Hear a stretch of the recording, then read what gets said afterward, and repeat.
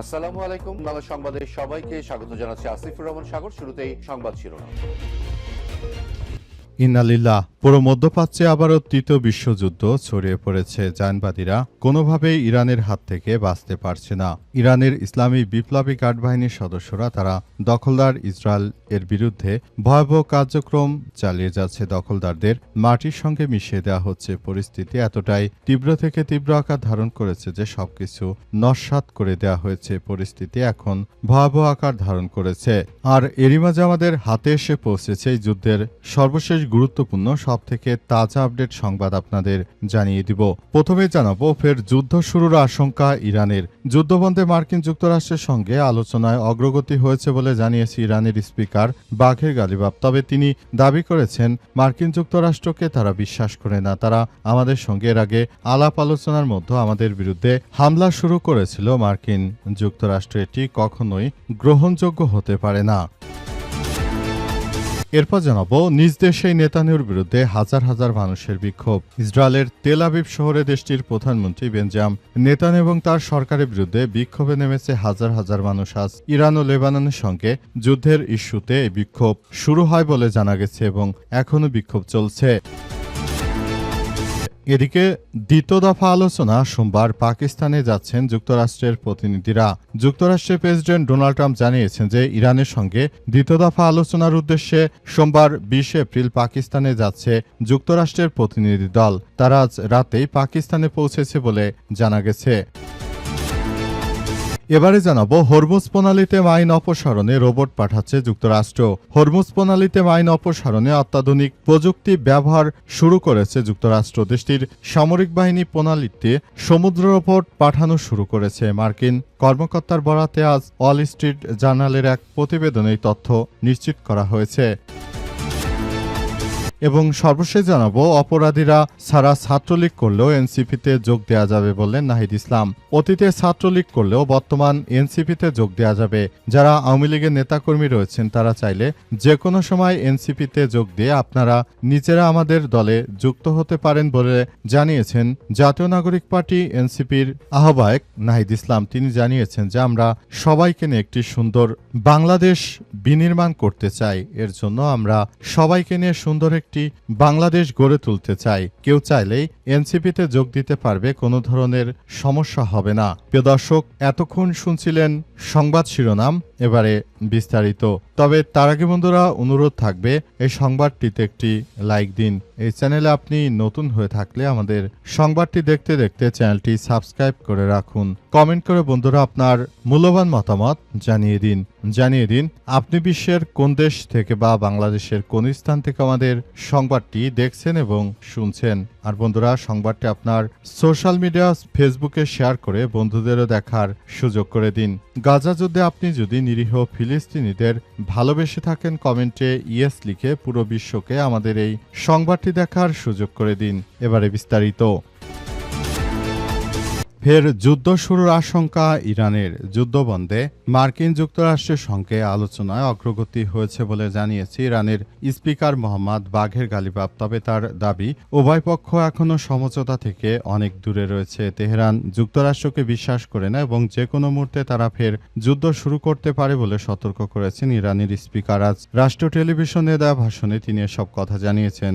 ভাষণে গালিবাফ জানান, আমরা চূড়ান্ত আলোচনা এখনও অনেক থেকে দূরে রয়েছে। আমাদের আলোচনার অগ্রগতি হয়েছে, তবে এখনও অনেক ফাঁক রয়ে গেছে। কিছু মৌলিক বিষয় এখনও অমীমাংসিত। উল্লেখ্য, গালিবাফ ইরানের অন্যতম আলোচক হিসেবে দায়িত্ব পালন করছেন। গালিবাফ আরও দাবি করেন যুক্তরাষ্ট্র এবং ইহুদিবাদী ইসরায়েল যুদ্ধে ইরান বিজয়ী হয়েছে তাদের বিরুদ্ধে এবং শুধু দাবিগুলো পূরণ হয় তারা যুক্তরাষ্ট্রের সঙ্গে সাময়িক যুদ্ধবিরতিতে সম্মত হয়েছে। 2 সপ্তাহে এই যুদ্ধবিরতি আগামী বুধবার শেষ হওয়ার কথা রয়েছে। পাকিস্তান সমধ্যস্থতাকারীরা একটি স্থায়ী চুক্তির জন্য প্রচেষ্টা চালিয়ে গেলেও তা এখনও চূড়ান্ত হয়নি এবং মূল প্রতিরোধপূর্ণ বিষয়গুলোতে অগ্রগতির বিষয়টি এখনও নিশ্চিত হওয়া যায়নি বলে তারা নিশ্চিত করেছে এবং তারা জানিয়েছে যে পাকিস্তানে তারা যুদ্ধবিরতি করার জন্য যদি আলাপ আলোচনায় যায় সেক্ষেত্রে বিষয়টি কোন দিকে যায় সেটি এখন পর্যন্ত তারা স্পষ্টভাবে কোনো বার্তা দিতে পারেনি। তারা আরও জানিয়েছে যে বর্তমান সময়ে জায়নবাদীরা যে ধরনের কার্যক্রম শুরু করেছে এটি আসলে কোনোভাবে গ্রহণযোগ্য কোনো বিষয় হতে পারে না। আমরা যত সমস্যাই হোক না কেন পরিস্থিতি মোকাবেলা করে জায়নবাদীদের বিরুদ্ধে তীব্র প্রতিক্রিয়া গড়ে তুলতে চায় বলে নিশ্চিত করা হয়েছে।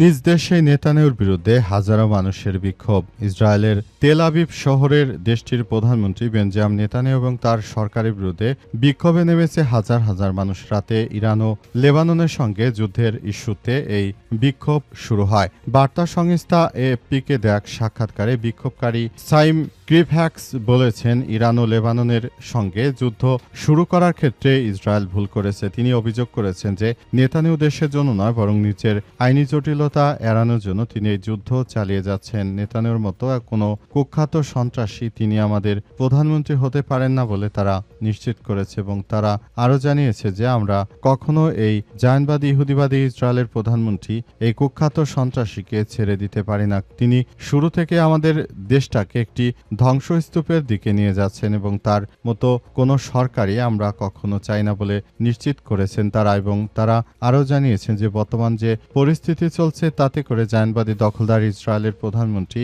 এই বেনিয়ামিন নেতানিয়াহুর বিরুদ্ধে আমাদের এই অগ্রযাত্রা চলমান থাকবে। ইতিমধ্যে তারা এসব বিষয়গুলো নিয়ে খুবই উদ্গ্রীব হয়েছে বলে জানা যাচ্ছে এবং সমস্ত কিছু তারা দেখভাল করছে, ভবিষ্যতের দিকে তারা এগিয়ে যাওয়ার চেষ্টা করছে বলে নিশ্চিত করা হয়েছে। পরিস্থিতি যতই জটিল আকার ধারণ করুক না কেন, দখলদারদের বিরুদ্ধে সর্বাত্মকভাবে কার্যক্রম চালিয়ে যাওয়া হচ্ছে। পুরো মধ্যপ্রাচ্য জুড়ে দখলদার ইসরায়েলি বাহিনী যে ধরনের কার্যক্রম শুরু করেছে এটি কোনোভাবে আসলে গ্রহণযোগ্য হতে পারে না। দখলদারদের বিরুদ্ধে আমাদের এই অগ্রযাত্রা অব্যাহত থাকবে এবং নতুন করে সবকিছু দেখভাল করার মধ্য দিয়ে আমরা এগিয়ে যেতে চাই বলে নিশ্চিত করা হয়েছে। ইতিমধ্যে দখলদার ইসরায়েলি বাহিনী ও মার্কিন যুক্তরাষ্ট্র তারা যে ধরনের কার্যক্রম শুরু করেছে তাদেরকে যথাযথভাবে শিক্ষা দিতে শুরু করেছে ইরান এবং এ কারণে পুরো ইসরায়েল জুড়ে বড় ধরনের বিক্ষোভের সৃষ্টি হয়েছে এবং জায়নবাদীদের চরমভাবে শিক্ষা দেওয়ার পর ইহুদিবাদী ইসরায়েলের প্রধানমন্ত্রী তিনি শুধুমাত্র নিজের ব্যক্তিগত স্বার্থ হাসিল করার জন্য এই যুদ্ধ বাঁধিয়েছেন বলে সাধারণ যারা ইহুদি রয়েছে তারা জানিয়েছে এবং তারা নেতানিয়াহুর বিরুদ্ধে বড় ধরনের বিক্ষোভের ডাক দিয়েছে। বর্তমান সেই বিক্ষোভ চলমান রয়েছে বলে নিশ্চিত করা হয়েছে। দ্বিতীয় দফা আলোচনা সোমবার পাকিস্তানে যুক্তরাষ্ট্রের প্রতিনিধিরা। আবারও ইরানের সঙ্গে যুদ্ধবিরতি করতে পাকিস্তানে এসে পৌঁছেছে মার্কিন যুক্তরাষ্ট্রের প্রতিনিধি দল। তারা ইরানের সঙ্গে নতুন করে আলাপ আলোচনা করে তারা এই যুদ্ধবিরতি করানোর জন্য বদ্ধপরিকর। ইতিমধ্যে তারা বুঝতে পেরেছে যে মার্কিন যুক্তরাষ্ট্র পুরোপুরি ফেঁসে গেছে, তারা কোনোভাবেই আর ইরানের সঙ্গে পারছে না। জন্য তারা এই পরিস্থিতি মোকাবেলা করার জন্য এই ধরনের কার্যক্রমগুলো তারা হাতে নিয়েছে এবং তারা মনে করে বর্তমান সময়ে যদি এই মুহূর্তে দখলদার ইসরায়েলি বাহিনী ও মার্কিন যুক্তরাষ্ট্র তারা যদি ইরানের সঙ্গে যুদ্ধবিরতি না করে তাহলে ইরানের মিসাইল হামলায় তারা ধ্বংসপ্রাপ্ত হবে। এ কারণে মূলত তারা পাকিস্তানকে ব্যবহার করে এই যুদ্ধবিরতি করানোর ক্ষেত্রে তারা অনেক বেশি প্রচেষ্টা চালিয়ে যাচ্ছে। তবে পরবর্তীতে আসলে বিষয়টি কোন দিকে যাবে সেটি এখন পর্যন্ত বোঝা যাচ্ছে না। পরিস্থিতি আসলে দিনকে দিন খুবই জটিল আকার ধারণ করছে পুরো পরিস্থিতি এবং সবকিছু তছনছ করে দেওয়া হচ্ছে। মধ্যপ্রাচ্য জুড়ে দখলদার ইসরায়েলি বাহিনীর বিরুদ্ধে যেভাবে ইরানের ইসলামিক বিপ্লবী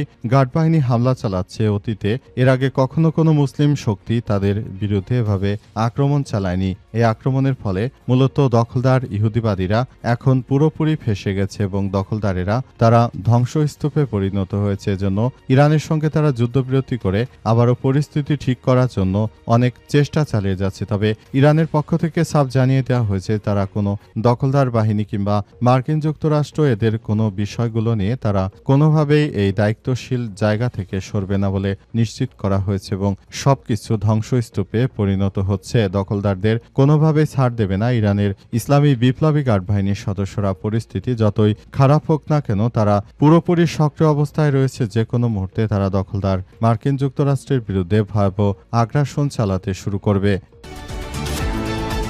হরমুজ প্রণালীতে মাইন অপসারণে রোবট পাঠাচ্ছে যুক্তরাষ্ট্র। মধ্যপ্রাচ্যে যে ধরনের ভয়াবহ কার্যক্রম চলছে, দখলদার ইসরায়েলি বাহিনীকে কোনোভাবেই ছাড় দিচ্ছে না ইরানের ইসলামী বিপ্লবী গার্ড বাহিনীর সদস্যরা। এজন্য দখলদার ইসরায়েলিরা এবং দখলদার যুক্তরাষ্ট্র তারা পুরোপুরি ফেঁসে গেছে। পরিস্থিতি এতটাই ভয়াবহ আকার ধারণ করেছে যে তারা আসলে কোনোভাবেই কোনো কিছু করতে পারছে না। সবকিছু একদম ধ্বংসস্তূপে পরিণত হচ্ছে। পরিস্থিতি মোকাবেলা করার জন্য সবাই একসঙ্গে সঙ্গে কাজ করলেও পুরো মধ্যপ্রাচ্য জুড়ে যে ধরনের ভয়াবহ কার্যক্রম শুরু হয়েছে জায়নবাদীরা যা শুরু করেছে এটি কোনোভাবে গ্রহণযোগ্য হতে পারে না বলে ইরানের পক্ষ থেকে নিশ্চিত করা হয়েছে। তাই তারা হরমুজ প্রণালী পুরোপুরি বন্ধ করে দিয়েছে, কিন্তু শেষ পর্যন্ত হরমুজ প্রণালী খোলার জন্য তারা অনেক বেশি প্রচেষ্টা চালিয়ে যাচ্ছে মার্কিন যুক্তরাষ্ট্র এবং দখলদার ইসরায়েলি বাহিনী। কিন্তু হরমুজ প্রণালীতে ইরানের সামরিক নজরদারি থাকার কারণে পুরো বিষয়টি আসলে কোন দিকে যাবে সেটি এখন পর্যন্ত বোঝা যাচ্ছে না। পরিস্থিতি এতটাই ভয়াবহ আকার ধারণ করেছে যে জায়নবাদীরা পুরোপুরি ফেঁসে গেছে। তারা পুরো মধ্যপ্রাচ্য জুড়ে যে ধরনের আগ্রাসন শুরু করেছিল ইরান সবকিছু প্রতিহত করে দিয়েছে। মধ্যপ্রাচ্য জুড়ে জায়নবাদী, ইহুদিবাদী ইসরায়েল এবং মার্কিন যুক্তরাষ্ট্র তারা ইরানের বিরুদ্ধে কার্যক্রম চালাতে চেয়েছিল, কিন্তু তারা একটি কার্যক্রমও চালাতে সফল হয়নি। তাই তারা সেখানে রোবট পাঠিয়ে আবার একটি ষড়যন্ত্র করার অপচেষ্টা চালিয়ে যাচ্ছে। তবে তাদের এই ষড়যন্ত্র আসলে মোকাবেলা করা হবে বলে ইরানের পক্ষ থেকে নিশ্চিত করা হয়েছে। বর্তমান সময়ে তাদের বিরুদ্ধে সর্বাত্মকভাবে যুদ্ধ পরিচালনা করছে ইরানের ইসলামী বিপ্লবী গার্ড বাহিনীর বা আইআরজিসির সদস্যরা। তারা দখলদারদের বিরুদ্ধে বড় ধরনের কার্যকর পরিস্থিতি গড়ে তুলেছে এবং পুরো পরিস্থিতি অত্যন্ত জটিলভাবে হলেও সবকিছু এখন সম্পূর্ণ নিয়ন্ত্রণে চলে এসেছে।